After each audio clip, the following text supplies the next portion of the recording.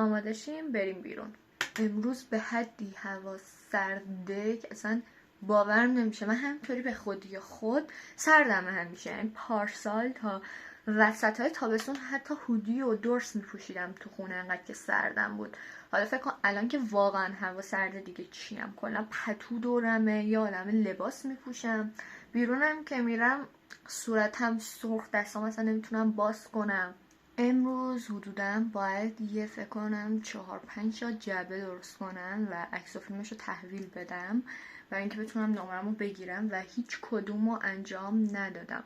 فکر کنم هم کلا 10-12 تا جعبه بوده که من فکر کنم 4-5 تاشو انجام ندادم و امروز باید دیگه تمومش کنم و بفرستم. الانم باید برم بیرون یه سری مقوا و چسب و اینا بگیرم، چون مقوا و اینا همش تموم شده.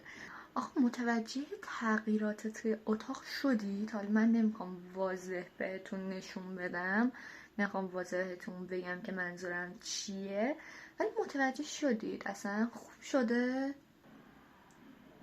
همین دیگه، بوس بهتون.